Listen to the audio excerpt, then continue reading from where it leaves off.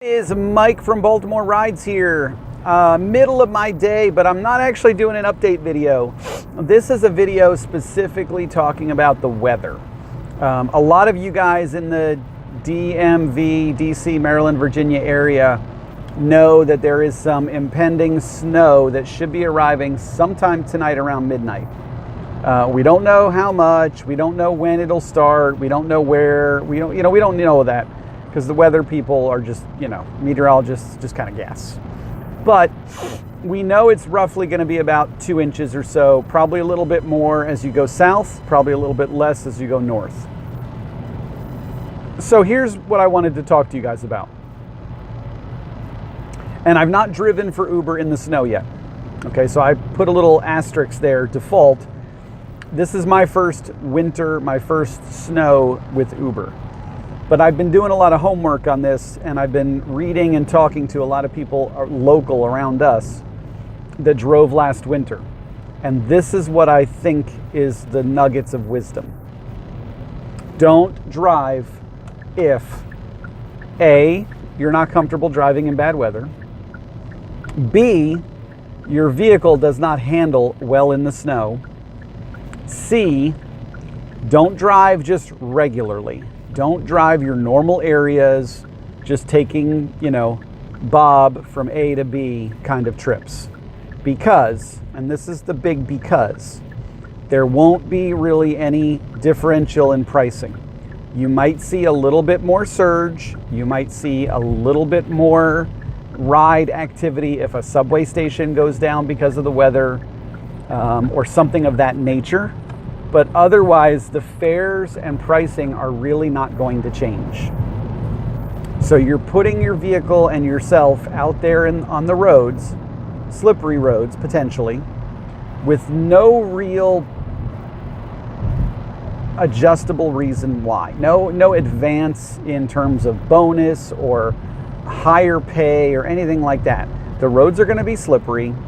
People in the DMV, Maryland, DC, Virginia area suck at driving in bad weather. We just do. I don't. I grew up in Boston, but they do. And honestly, you're going to just put yourself in harm's way. If you're driving for Uber or Lyft, you realize that if you're on a ride, your insurance deductible is $1,000. $1,000.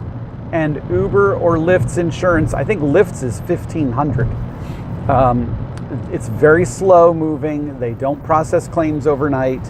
They don't provide rental cars. So if that vehicle happens to be your only vehicle, you will not get a rental car covered by Uber or Lyft. If you file a claim under your own insurance, let's say an accident happens while you're not working with a passenger, you're still going to be out whatever your deductible is. You're potentially going to be at fault if the reason for the accident is yours.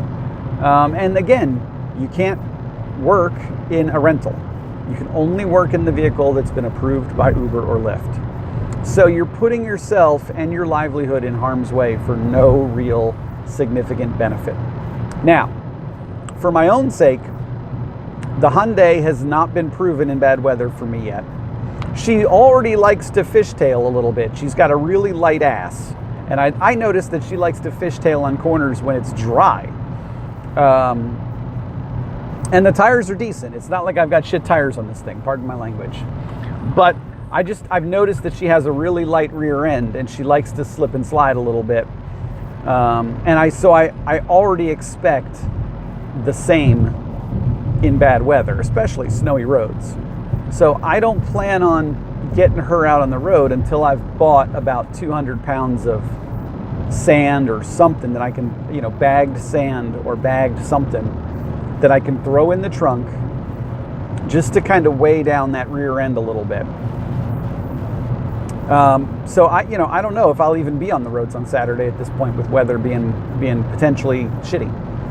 So just bear that in mind, that there's not going to be an amazing amount of surge. If you don't have a vehicle with all-wheel or four-wheel drive, or you're not a great driver in bad weather, then you might want to consider erring on the side of caution and sitting this one out. Now, I don't know what that means all winter. Obviously, when the snow really starts to fly, does that mean that you take a siesta and you don't drive during the winter months? I don't know. Does that mean you wait till the plows get out and the roads are at least clear? I mean, you have to interpret that your own way based on your comfort level with the snow. I can drive in the snow. I took my learner's permit test in a snowstorm. I know how to drive in the snow, but even myself, I'm honest enough to admit that the Hyundai's unproven in the snow. I already know its strengths and weaknesses as a vehicle, and one of its weaknesses is she does like to fishtail a little bit. She's got a really just light rear end, so she kind of slides. Does that, and I've noticed it on wet roads, I've noticed it on sandy or, gravelly roads. I know that that's the result I'm going to probably get on snowy roads. So until I can throw some weight on that back, I'm not going to put myself in harm's way because this vehicle is my livelihood. This isn't a part-time job for me. You guys know that. So just use caution. I think we all get dollar signs in our eyes from time to time, and we all think, ooh, money, money, money, money. But I don't think weather in that way is going to be that big of a deal for us.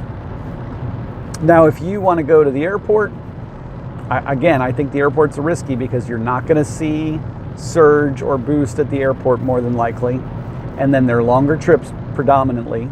So you're putting yourself on the highway in bad weather for basically the same fare that you normally would. If you're out there in the boonies where they maybe don't plow as consistently, again, just be cautious. If you're driving in the city, DC, Baltimore, wait till they get the roads covered, because Public Works doesn't always cover all the roads at the same time. They might do the main arterials, but they don't always do the side streets and the little neighborhoods. So use caution. I would definitely say use caution. If you're in a rented vehicle or it's your only vehicle and you need it, for other things besides Uber and Lyft, then you definitely want to be careful, because if your vehicle goes out of commission, if you slide in and get in an accident or something, it could be really, really bad results. So I haven't seen a lot of people say, oh, get out on the road, it's going to be a money-making, crazy storm. I've heard a lot of people saying I made basically the same fares I made last year, and the roads were twice as more complicated to drive in and risky. So that's my thoughts. That's kind of my 2 cents. Obviously, tomorrow morning I'm going to play it by ear. I'm going to look at the roads. I'm going to get out in the roads and maybe, drive over to the Home Depot or the Lowe's and get some sand to put in the back of my car. And based on how that drive goes, that will tell me how my car is going to handle. But until then, you really just don't know. And definitely, guys, drive slower. Drive slower, drive slower, drive slower. It's not a race. We get paid by time. If it takes you an extra 5 minutes to get to a fare's location because you're being safe, be safe. I think your driver will thank you for it because they don't want to die either. And I think ultimately your car will thank you for it. So, take your time in the snow, just be cautious, and your brake pedal is your enemy in the snow.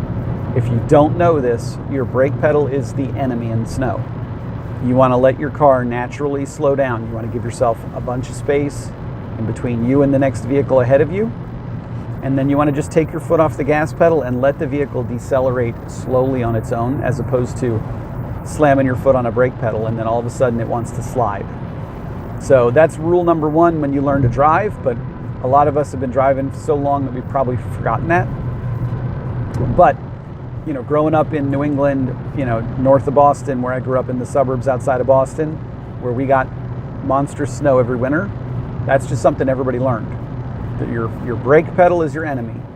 Let your car decelerate naturally and slowly, meaning don't go 50 and a 30 and then expect to slow down right away.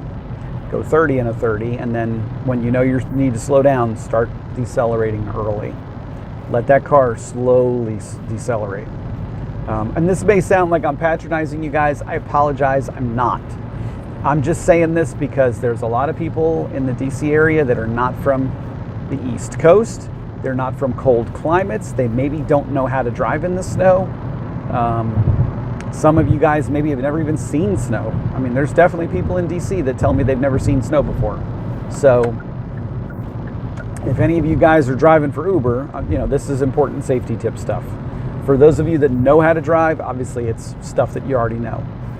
But just go slow, be safe, and obviously, don't put yourself or your vehicle or your passengers in harm's way for a $3, $4 fare. It's not worth it. Think about the math. Think about how expensive and time-consuming it is if your vehicle goes down. Just remember, my vehicle was down for 24 hours because of a stupid side mirror that got popped off. That was just a side mirror. They took me out the minute I notified them.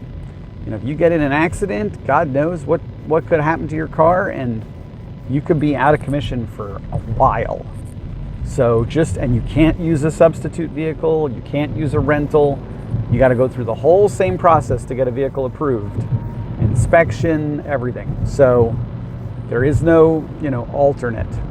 So just be cautious. That's all I'm saying, guys. Be extra cautious. Okay? I'm going to sign off with that. I will definitely do a video later tonight letting you know how I finish my night, and we'll go from there. Later, guys. Bye.